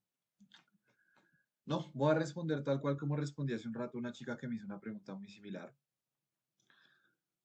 Yo creo que genuinamente hay objetos que son anatema, ¿sí? O sea, no sé, tipo, hay amuletos que yo no me pondría, que ya sean como claramente exaltadores de oscuridad, no sé, tipo, no sé si me hago entender, no me pondría un afiche del diablo o algo así en mi habitación, ¿saben? Como, no, o sea, que creo que evocan completamente oscuridad y que por lo tanto yo lo rechazo plenamente, o sea, totalmente.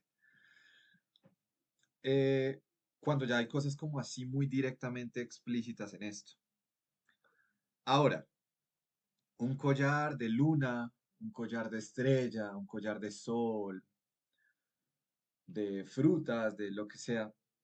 Yo apelo un poco a lo que Jesús dijo, de que lo que contamina al hombre no es lo que entra a su boca, sino lo que sale de su corazón. De la misma manera, creo que lo que contamina a una persona no es lo que se pone en la ropa, sino cómo su corazón se relaciona con aquello que se pone. Cuando hay una persona, por ejemplo, que se viste de cierta manera, creo que no es tanto como que las botas negras y las medias veladas y es que es del diablo. No, es un poco más el entender que cuál es la intención de tu corazón al vestir lo que vistes. Porque les voy a, digamos, a abrir mi corazón, a hablar. Por eso creo que esto lo dejo un poco más a la conciencia, ya le doy la palabra a Gabito, pero como si tú sabes que tu corazón se va a desviar a la adoración, por ejemplo, yo puedo tener un collar de cruz y es perfecto, es un recuerdo para mí de que el Señor murió por mí y lo amo. Pero también yo puedo tener un collar de cruz y confiar en que la sangre de Cristo me protege porque tengo mi collar y pongo mi fe en el collar y que mi collar tiene poder. Eso ya es idolatría, entonces creo que es un poco más es el corazón del ser humano con respecto a las cosas que usa. Porque dicho eso, yo, por ejemplo, con mi novia les confieso esto, a nosotros el Señor nos ha hablado mucho de cómo Él es inmenso como el mar y que su majestad es como el mar y que Él es grande como el mar, entonces siempre que vemos cosas que tienen que ver con el mar, como que nos recuerda a Él y por eso tenemos dibujitos del mar o, por ejemplo, Dios le ha hablado a ella con girasoles, entonces yo le regalo, no sé, un collar de girasol y lo que busco es que eso como que apunte a Cristo, ¿sí? Yo sé que su corazón no va a desviarse hacia el objeto, sino simplemente es sin más, o sea, no hay problema. Pero si ya yo sé que de pronto mi corazón se siente tentado a desviar la atención hacia eso, pues yo no lo haría. Y lo apelo mucho es a eso, a la conciencia de cada persona. Digamos, por ejemplo, no sé si ustedes ven este anillo que yo tengo acá. Creo que ahí se ve claro.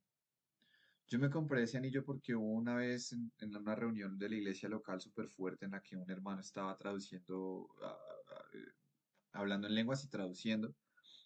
Y el Señor, o sea, a través de ese hermano, el Señor me respondió a todo lo que hace como media hora oré en el baño a solas en mi mente y fue tremendo. Yo estaba ministrado esos momentos en donde el Espíritu Santo viene y se vuelve tangible para nuestros sentidos. Tremendo.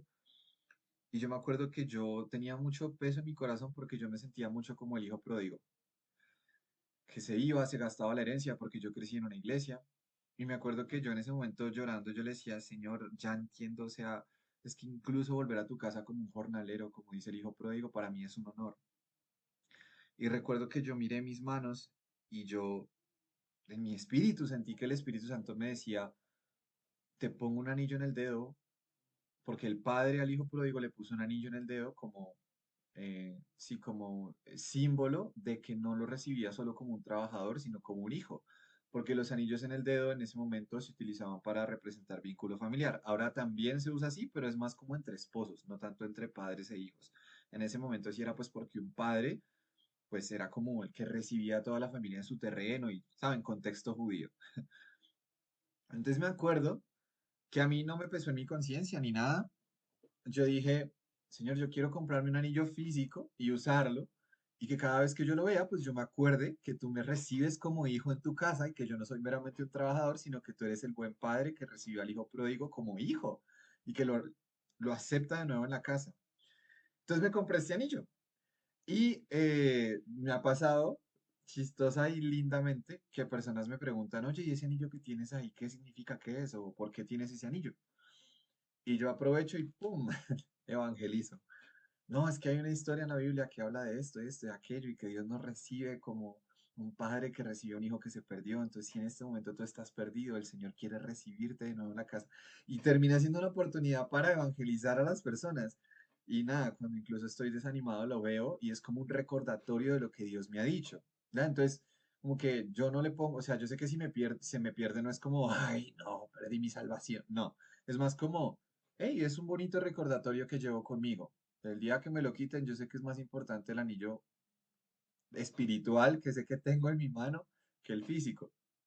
Pero pues digamos, les comparto eso como para que vean que, al menos en mi caso, yo no le veo problema al tema. Pero sí apelo a la conciencia de las personas. Si ya tú sabes que de pronto, no sé, te pongo el ejemplo, tienes un pasado católico que de pronto tenía mucha devoción hacia los objetos y sientes como que el Espíritu Santo como que te incomoda que lo hagas, no lo hagas. Pero si no le ves problema, no hay problema.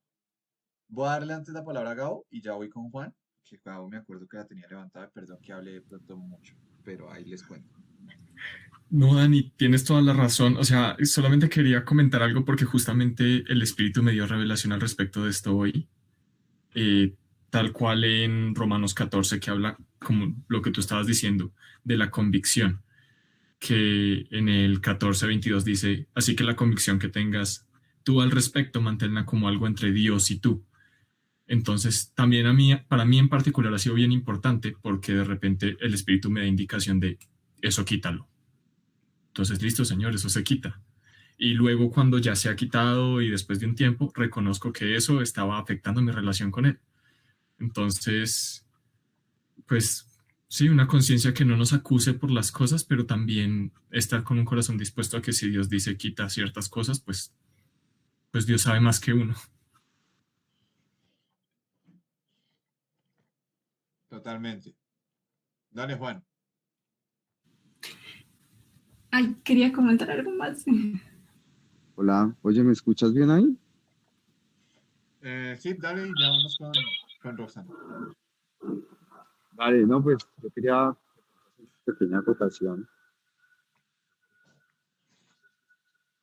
Estoy manejando, pero pues, yo pienso que el tema de los rosarios, pienso que también es un tema de idolatría, pienso que también es como que meterle fe a algo que hizo el hombre. Y lo que estabas explicando ahora es que nosotros, como para llegar a Dios, tenemos que desaferrarnos del mundo, desaferrarnos de nuestras creencias, de lo que nos identifica en nuestro trabajo, negarnos a nosotros mismos y seguir a Cristo.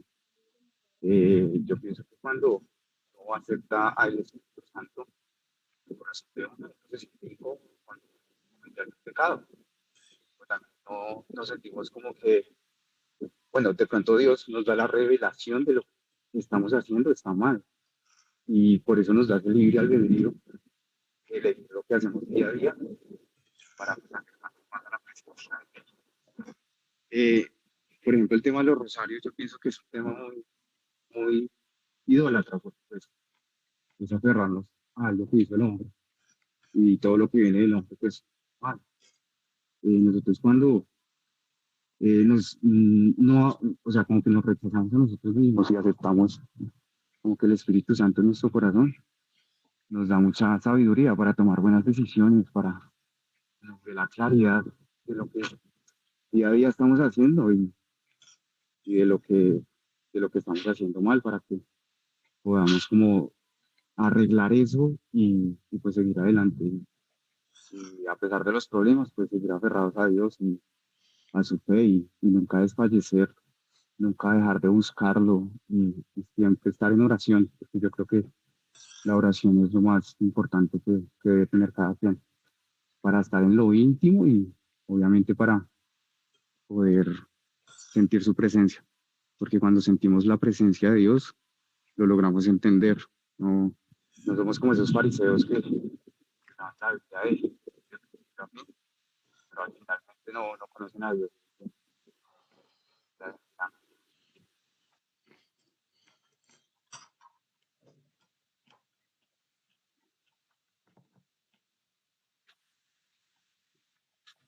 Muchas gracias, Juan. Sí, realmente es una cuestión de descubrirlo en intimidad. Dale, Roxana, tú querías mencionar algo más. Ah, sí, es que justo hoy yo tengo una cadenita que me compré con una cruz, entonces yo siempre voy al trabajo con esto, pero, o sea, lo compré con la intención de recordar ese pacto, pero hoy cuando lo vi en la mesa dije, ay no, entonces empecé a ver a la cadenita como otra cosa, por eso justo la pregunta, pero gracias, ya me quedó muy claro. Muy bien, súper. Mm, Cami, levantaste la mano y ya vamos con la pregunta de Carlos.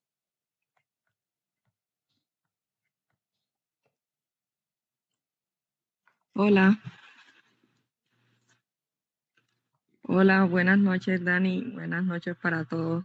Hola, Cami. Mi pregunta es, bueno, me gustaría saber más acerca del contexto en el cual se escribió el libro de Isaías, teniendo en cuenta que, bueno, los capítulos que leímos hoy se enfocan mucho en profecías de la segunda venida de Cristo, cuando pues el Señor como va a traer juicio a Jerusalén y también como Él va a traer como restauración, ¿verdad? Como leíamos en el capítulo 4.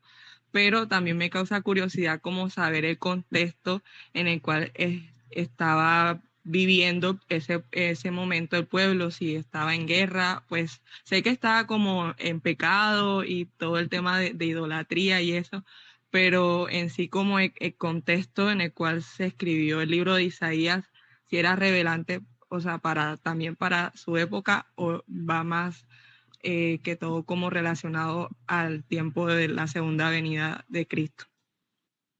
No sé si me hice entender. Sí, es muy buena tu pregunta, de hecho, porque yo creo que tiene parte de ambas cosas. Mm,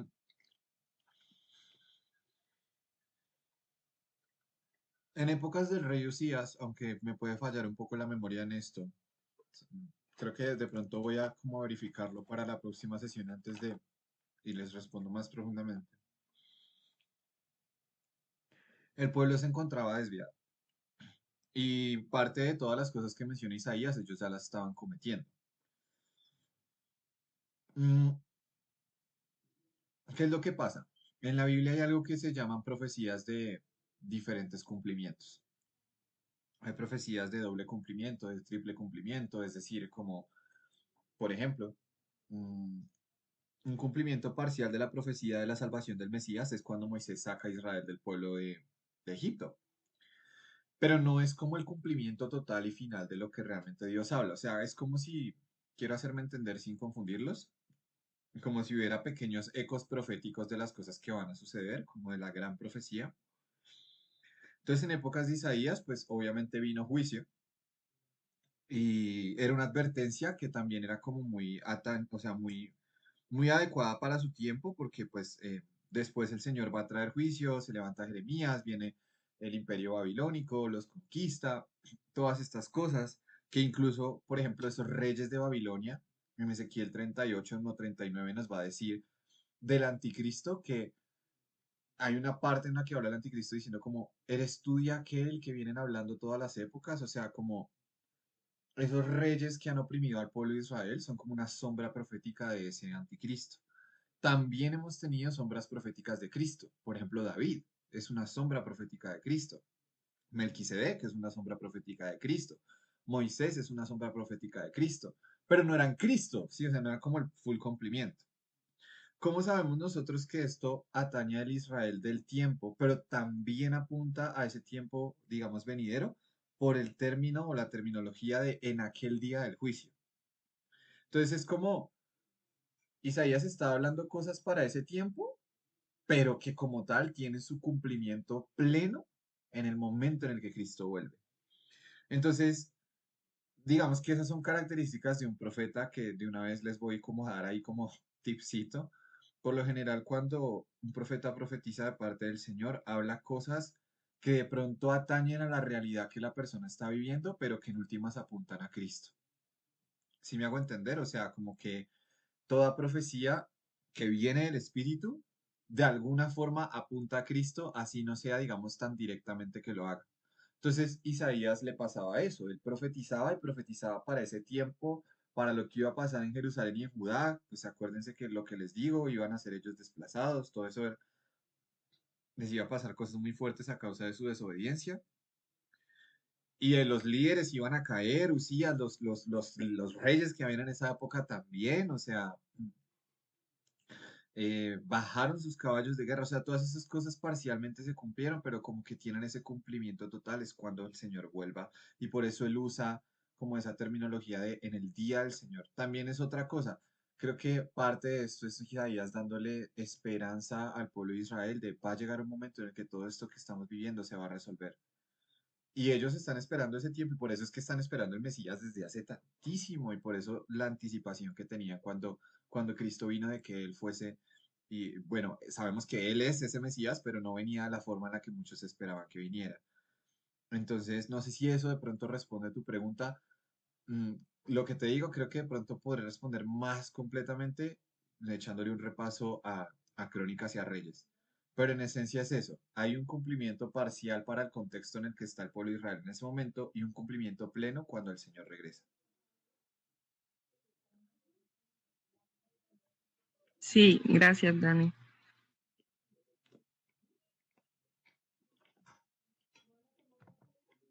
Por acá, ahora sí yo voy con Carlos. Dice, Dani, tengo una duda. Ayer oré para saber cómo honrar a mi madre y padre y tú hablaste sobre el peso, sobre la relación de tus padres. ¿Podrías expandir cómo honrar a los padres adecuadamente como Dios quisiera? Mm,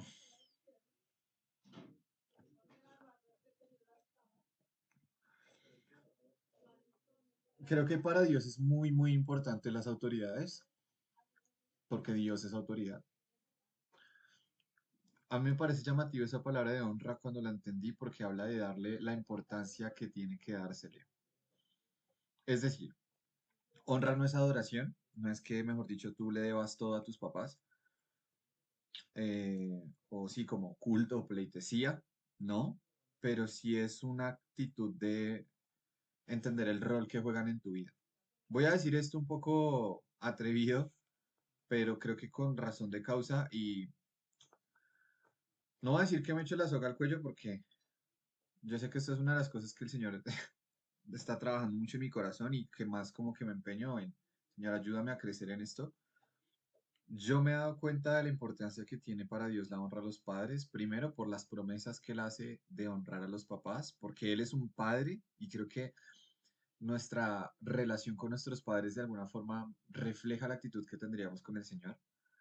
Quiero también igual ser comprensivo con las personas que no tuvieron un papá o una mamá presente, que tuvieron un papá o una mamá abusivos y nuevamente hacerles hincapié en que la honra significa darles el peso que tienen, ni más ni menos, o sea, no es como, no sé, mi papá abusa de mí y me va a quedar ahí como sin nada, o sea, no estoy llevándolo a ese extremo, pero sí creo que en nuestra cultura occidental no hay como un entendimiento de la relación padre-hijo como lo había en la época antigua y en Israel, que es donde se escriben estos mandatos. En ese momento, de verdad que, primero, la responsabilidad de los padres con sus hijos era muy alta. Y segundo, en serio, la honra de un hijo a su padre era bastante alta. O sea, en serio, era un respeto muy profundo.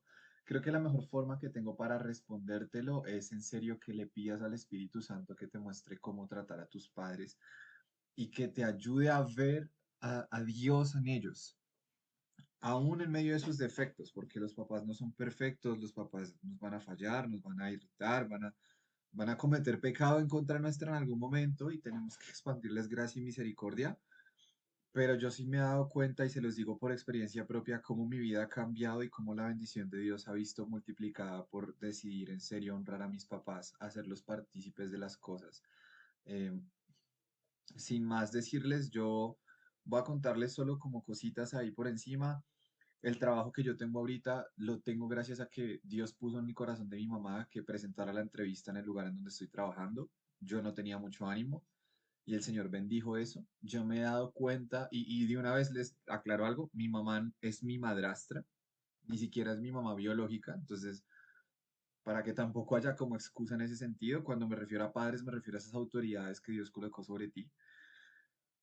También ha sido una persona a la que Dios le ha mostrado y le permitió guiarme en cierta manera en la decisión de escoger esposa, bueno, de saber cuál era la esposa que Dios estaba colocando en mi vida. Y me he dado cuenta en serio de la importancia que eso tiene. También cuando doy a mis papás económicamente, cómo el Señor me provee y me bendice. O sea, creo que a través de esas cosas el Señor me ha mostrado a mí personalmente cómo Él tiene en su corazón la importancia de honrar a sus papás porque es una muestra de cómo yo quiero tratarlo a él como padre. Eh, También tengo la bendición de tener padres maravillosos. Eh, Les iba a decir algo más y se me pasó, sí. Creo que un versículo que a mí me transformó completamente la mente acerca del tema de lo de los padres y la importancia de que Dios le da la honra a los papás es uno que les va a dar un poquito de temor de Dios, bastante temor de Dios, pero quiero que lo veamos para que se den cuenta de la importancia que eso tiene. En Génesis hay un apartado en el cual Noé está, hay una predica y tiene buenísima sobre eso. Noé se emborracha después de pasar lo del arca, él se emborracha y bueno, sucede algo. Ustedes se acuerdan que Noé entró a la barca con sus hijos, ¿no?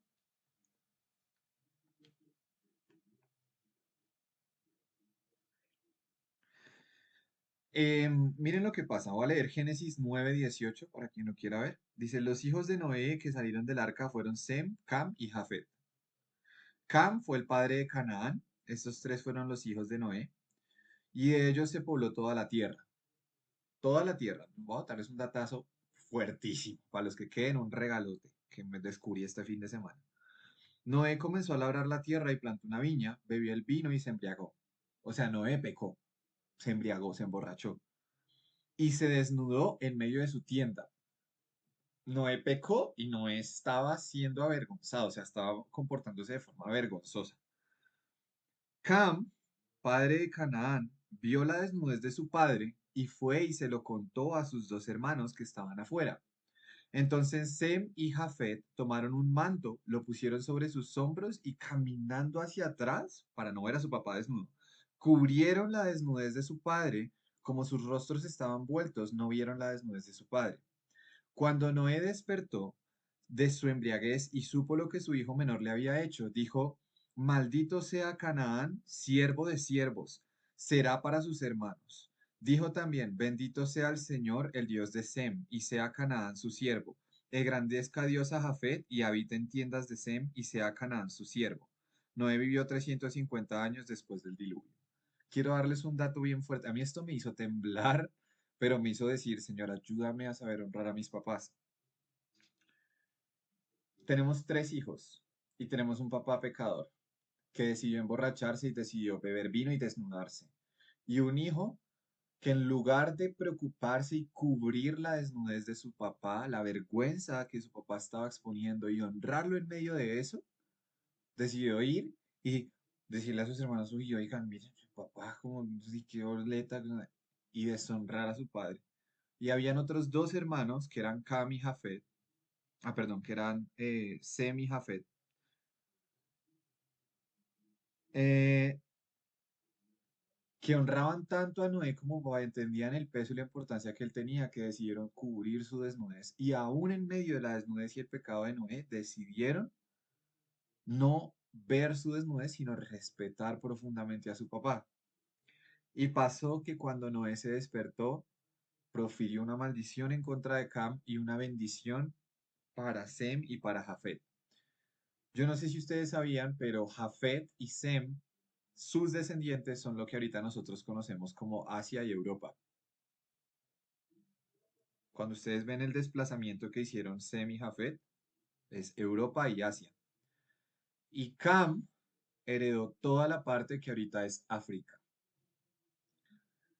Si ustedes, no sé si están atando cabos, pero el Señor desde ese momento habló una maldición fuerte de que los descendientes de Cam, por la deshonra que había tenido, iban a ser esclavos y siervos. Yo creo que no es coincidencia que Europa y Asia son países que desafortunadamente por la deshonra de un hijo, toda una descendencia, cuando no, obviamente estamos hablando, Cristo rompe toda cadena, ¿no? Quiero hacer esa salvedad. Pero no sé si se dan cuenta cómo todo un continente y una descendencia de un hijo efectivamente se volvió siervo de siervos para sus hermanos Europa y Asia. Entonces, después de yo haber visto esto y de entender que todo esto se dio por un hijo que no quiso honrar a sus padres, yo de una me arrepentí. Señor, perdóname, Señor, ayúdame, Señor, te pido que me lleves a honrar a mis papás. Y desde ese momento como que mi corazón se empezó a clavar muy fuertemente la importancia que tiene para el Señor la honra a los padres. De la misma manera que otros versículos, como dice, honra a tu padre, a tu madre y gozarás de una larga y próspera vida sobre la tierra. Eh, Otros pasajes, por ejemplo, cuando Jesús mismo exhorta, regaña, le llama la atención y se enoja con los fariseos porque en lugar de estar destinando dinero a cubrir las necesidades de sus padres, ofrendan eso a Dios. No sé si ustedes se acuerdan, pero hay una parte en la que los fariseos dicen, no, yo no le doy plata a mis papás y no cubro sus necesidades porque es que eso es ofrenda para el Señor. Esta plata ya es ofrenda para el Señor. Y Jesús les dice, muy seriamente, les dice, ¿qué vale más, sus tradiciones o los mandamientos del Señor? ¿Acaso esa ofrenda que ustedes inventaron es más importante que el mandamiento eterno de Dios que dice honra a tu padre y a tu madre? Y les dijo, no me interesa que ustedes entreguen un corbán, que era esa ofrenda, si con eso van a dejar desamparados y desauxiliados a sus padres. O sea, eso es muy fuerte también. Entonces, como que hay varias partes de la Biblia en donde yo digo, para el Señor es importante el tema de los padres. Ahora, voy a hacer también la acotación clara, ¿no? De decirles que honra significa darles el peso apropiado y por lo tanto no me estoy refiriendo a. Sí, o sea, con esto no me estoy refiriendo, mejor dicho, como o excusando a padres que sean maltratadores. A los papás que estén aquí conectados les digo, un día tú le vas a rendir cuentas a Cristo por tus hijos.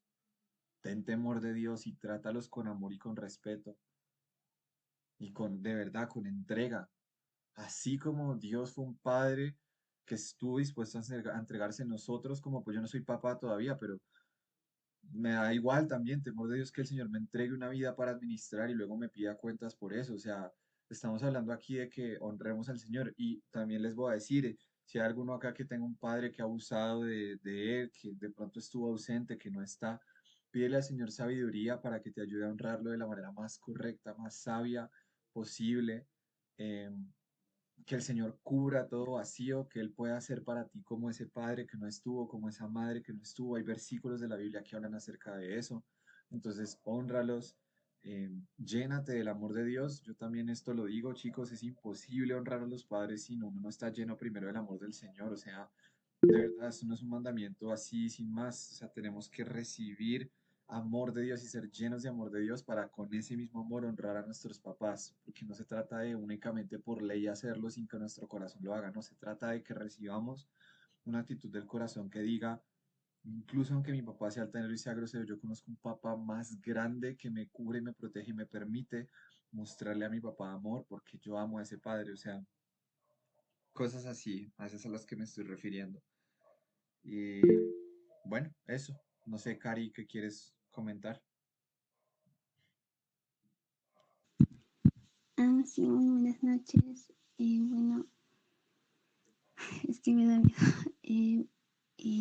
no conozco muy bien sobre un versículo donde también creo que Jesús también dice que en una parte donde dice sobre el aborrecer a tu padre y a tu madre y también a los hijos o negarlos también, algo así, o sea, como que me confunde. Muy buena pregunta, excelente pregunta, gracias, Cari. Hay un versículo en donde Jesús dice, todo aquel que quiera ser mi discípulo y no aborrece, o sea, todo aquel que quiera seguirme, pero no aborrece a padre, madre, esposa, esposo, hijos e hijas, y incluso su propia vida y viene en pos de mí, no es digno de mí. Quiero explicarlo. Uno pensaría, bueno, es que entonces esto se está contradiciendo, ¿cómo así que yo tengo que aborrecer a mis papás y al mismo tiempo honrarlos? No parece tener sentido. Tú tienes que honrar a tus padres, pero lo que Jesús está diciendo ahí es que si tú comparas el amor que tú tienes por Dios con el amor que tú tienes para tu papá, para tu mamá, para tus hijos, para tu esposa, para tu esposo, la diferencia tiene que ser tan alta que parezca menosprecio a los padres, a los esposos, a las esposas, a los hijos, de lo mucho que tú amas al Señor en contraste con lo que amas a esas personas. A eso se refiere Jesús.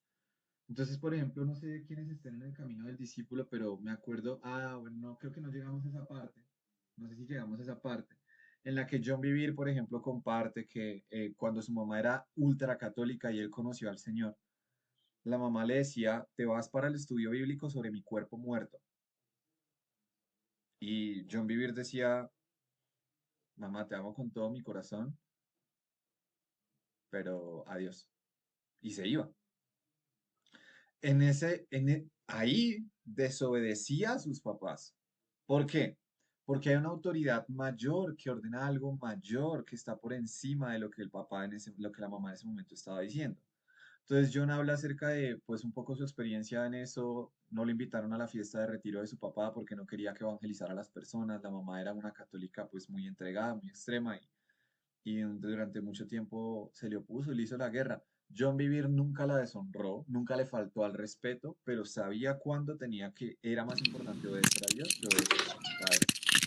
Entonces, eso es bien, bien, bien importante porque, claro, si tu papá te dice, no, ve y acuéstate con tu novio, con tu novia antes de casarte. No, hay una autoridad por encima de mi papá. Y no voy a obedecer lo que mi papá me dice porque va en contra de lo que Dios me está diciendo. Entonces a eso se refiere ese pasaje como en contraste con Dios, ningún ser humano tiene comparación. En nuestra entrega, en nuestra obediencia, en nuestro amor, ningún otro ser humano tiene comparación. Y de hecho, para terminarles de contar el testimonio, actualmente la mamá de John Vivir regala los libros de él en diferentes naciones porque conoció de Cristo, también ya ahora llegó a los pies del Señor, los papás sirven al Señor y bueno, ya Dios les abrió como el entendimiento, pero en su momento John tuvo que, pues sí, John tuvo que recibir persecución de sus propios papás. Y de hecho, de una vez para contarles, mi papá también le pasó eso. Cuando mi papá conoció el Evangelio, mi abuelo, en esa época, lo echó de la casa. Mi papá tuvo que vivir como un mes en buses, en las sillas de los buses, con su Biblia.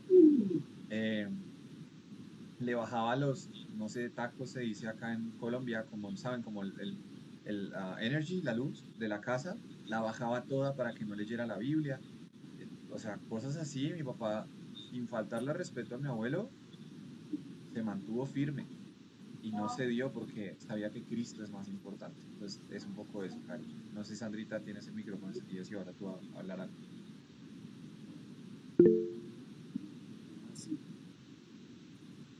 Sandrita. Cari, no sé si ahí ya se respondió tu duda. Sí, es que, bueno, es que cuando yo leí eso de la palabra que dice aborrecer, pues no sé, sentí que era muy fuerte porque Es yo también fuerte. leí en otra Biblia, que dice pues que aborrezcamos el pecado como Dios aborrece el pecado. Entonces yo dije, ¿cómo es eso? Dios aborrecer el pecado, entonces obviamente negar el pecado. Entonces algo así, como que no entendía muy bien, o sea, era como que algo así. Es bien duro, es bien duro. Significado. El Señor nos está pautando una base de cómo Él mira la idolatría. O sea, como en serio le está diciendo, no, o sea, el amor con nuestros padres no se puede comparar en lo más mínimo al amor. Fuerte eso. Sandrita, no sé si tú quieres comentar algo o... Tienes el micrófono encendido. I did. Sandrita, I did. Sandrita. The day before. De pronto se le dañó el micrófono a Sandrita. Dani, muchas gracias. Sentí mucha convicción y sentimiento sobre que Dios me había ido. Tenemos que dar cuenta. Oh, gloria a Dios. Yeah. Recuerdo también que Rubén, siendo el primogénito de Jacob, perdió toda la herencia por pecar contra su padre y perdió su primogenitura. Eso entendí. Tengo que revisarlo, pero yo también le digo a mi papá eso, que yo hago lo que Dios quiere y me dice, entonces vete de mi casa y que tu Dios te dé casa y de comerle. Y se me ha ocurrido de su casa. Pero bueno, aquí andamos en el camino del Señor. Gloria a Dios, Carmencita. Gloria a Dios. Yo tengo un amigo muy cercano a la iglesia local que su papá también lo sacó de la casa para seguir a Cristo. Y ese amigo, con honra, no faltándole al respeto a su papá, le dijo, bueno, papá, entonces me voy. O sea, yo confío en que el Señor me va a dar y Dios me va a dar casa. Honro a ustedes, los que hayan pasado por esa persecución. No, Sandrita Pachón, le hablaba a Sandrita Fral. Honro a ustedes que pasan por esas persecuciones y les repito lo que Jesús dice, bienaventurados cuando los persigan por mi causa. Entonces manténganse firmes y nada, ora, sigue orando para que tu padre conozca al Señor. Sandrita Fralic, viene hacia el micrófono. No sé si hay más preguntas, chicos, o... Ah, bueno, Julia. Gracias. Es que era como de, en Mateo, por ahí por el Mateo 24, habla mucho, Jesús dice mucho como de estar preparados como para, pues para cuando llegue su día. Y es, mi pregunta era como a qué se refiere como por estar preparados, también como que eso de que estaba diciendo usted de como de participar en su plan y o sea, el miedo como de perderte, o sea, ser partícipe de su plan es como que luego perdértelo sería como que mucha, como que daría, o sea, no sé, es que es mucha la emoción como de saber que puedes participar en el plan de Dios y luego tal vez perdértelo o por no estar preparado o algo así. Entonces esa era mi duda.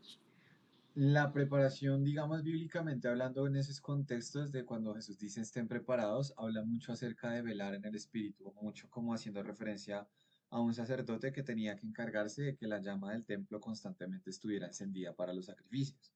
Eso solamente son sombras acerca de realidades que nosotros vivimos ahorita. Significa que básicamente tu relación con Dios esté encendida y que tú en serio estés, pues sí, o sea, como cumpliendo con el propósito que Dios tiene, como, pero todo eso parte de que tu relación con Dios esté encendida. Entonces él dice, estén preparados para ese tiempo, primero porque si tú estás apasionada por el Señor y encendida en fuego por Él, cuando te digan y venga la persecución y te digan, pierdes tu casa o niega a Cristo, si tú estás verdaderamente apasionada por el Señor, tú vas a poder entregarlo todo por Él, sin preocupación a nada más. Em, Pero obviamente si nosotros en nuestro corazón no tenemos una relación firme con el Señor, no lo conocemos verdaderamente, no nos hemos enamorado de Él, pues van a haber otras cosas que compitan en nuestro corazón por el trono, por así decirlo, y no se lo hemos entregado completamente a Cristo. Entonces, habla también de eso, de tener cuidado y precaución de que cuando vengan estas pruebas, nosotros estemos realmente parados en que realmente Él es lo más importante y que en serio sí estemos de verdad siendo parte de su plan. O sea, Mateo 25 habla mucho acerca de la parábola esta de aquel administrador que no supo multiplicar lo que le fue entregado. Entonces Jesús hace esa advertencia de manténganse sobrios, como haciendo referencia a que todo el mundo está perdido en la borrachera de las preocupaciones, la avaricia, la lujuria, la desobediencia, las tentaciones. Y nos dice a nosotros, no, o sea, no se embriaguen, manténganse despiertos, o sea, en el espíritu manténganse alerta, porque si llegan a incrementarse esos tiempos donde vengan estas dificultades y ustedes están con su corazón dividido por una u otra cosa, van a caer y van a poder incluso terminar negando la fe y perdiendo su salvación, que es básicamente la fe. Entonces yo, no, esto yo lo digo siempre, yo no creo que la salvación sea algo que se pierde, yo creo que la salvación es algo a lo que tú puedes renunciar. Y si tu corazón está dividido en muchas cosas y no amamos verdaderamente a Cristo y no lo conocemos, pues está ese riesgo terrible. Entonces es más como eso, como mantenerse alerta en el espíritu. No sé si me hice entender. Súper. Eh, listo, chicos, nada. No sé si tengan más preguntas o bueno, ya siendo las 8:53, fue muy bonito tener espacio en donde podamos también compartir un poco más de las preguntas que tenían y no solamente la lectura. Y espero que nada, el miércoles, ya pasado mañana, nos volvemos a ver. Ya les digo que seguimos leyendo porque no sé cómo esta sección dividirla, pero yo creo que quizás podríamos seguir con, espérenme, vamos a ver cómo está dividido acá, mi amado Isaías, profeta.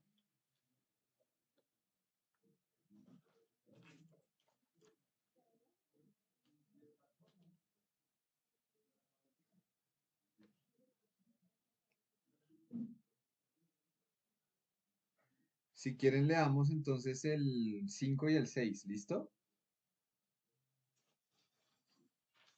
Leamos el 5 y el 6. El 5 es un poco largo. ¿Listo? Vamos con el 5 y el 6 para el miércoles y lo leemos acá juntos también. ¿Listo? Chicos, Dios los bendiga. Me alegra mucho que se hayan conectado nuevamente. Qué emoción acá leer la Biblia juntos. Pídanle al Espíritu Santo más revelación y más pasión por las Escrituras. Y de verdad que escríbanme lo que necesiten al chat. Estoy disponible cuando puedo. Si no les respondo es porque estoy en el trabajo o algo así. Pero trato de estar ahí pendiente. Si no les he respondido, vuélvanme a escribir. Perdón, que a veces se me puede haber pasado. Entonces, nada, espero que el Señor los haya bendecido y nos siga bendiciendo con su palabra. Los quiero mucho y les mando